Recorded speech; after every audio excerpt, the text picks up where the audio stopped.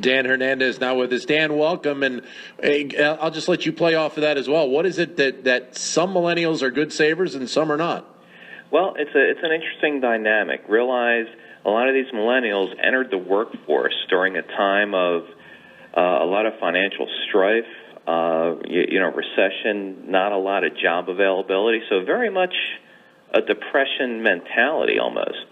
So that made them, once they started working, a lot of them became good savers, not knowing, if their paycheck was going to continue, not knowing what kind of security they were going to have. So I think that's part of it, So that's an interesting thing, because if they entered the workforce 2008, 9, 10, 11, there weren't a lot of jobs out there. Sure. The markets were very uncertain, so they did not enter with that sense of security that possibly the generation prior to them had. And obviously, a lot of them, as you kind of alluded to, are many of them, if they went to college, are carrying a lot of debt. Absolutely. Just from college alone, which at times that can be the albatross around the neck that you can't get out from under for 10 to 15 years. Yep.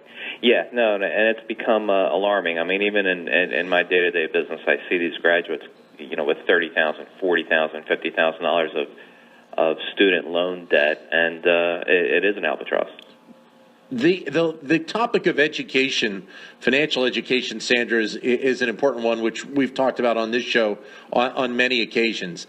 And seemingly, if our schools had the resources, and obviously many schools do, but a lot of them don't.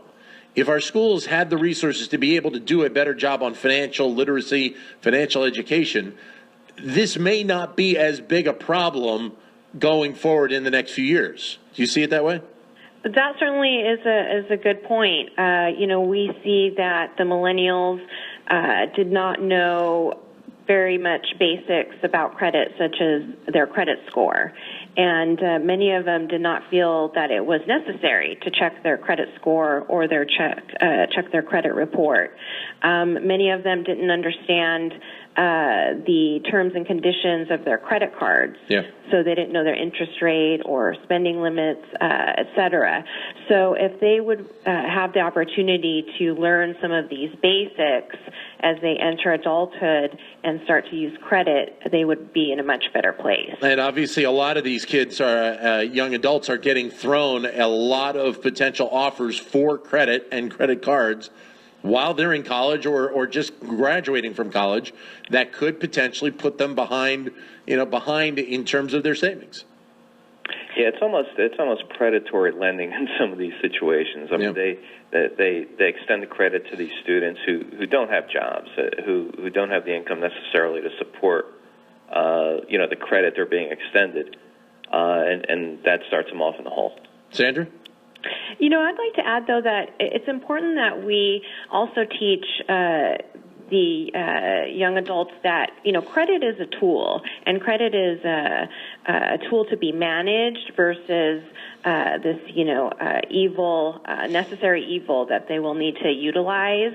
So if they were to view it as, a benefit to help them, get the things that they want to get in life, such as funding their college education and then being able to get a car and then eventually a home, I think that the attitude about managing it would be also much better. Your comments are welcome at 844-WHARTON, 844-942-7866. I'm sure there are a few millennials out there that actually have done a very good job of saving, and maybe you'd like to call in and tell us what was the key for you. What was it that you learned along the way that helped you become a good saver early on as you're going out into the workforce? 844-942-7866. Dan, one of the interesting things that I saw in one report talked about the short-term gratification. And they talk about it, obviously, in terms of millennials, but that's something that I think pretty much anybody in their 20s has dealt with. That first time you're going out, you have that little bit of freedom, and it's a very hard thing to manage at times. Yeah, I think, but I do think it's curtailed in this generation from prior generations because of what I said before, that they entered the workforce in some uncertain times.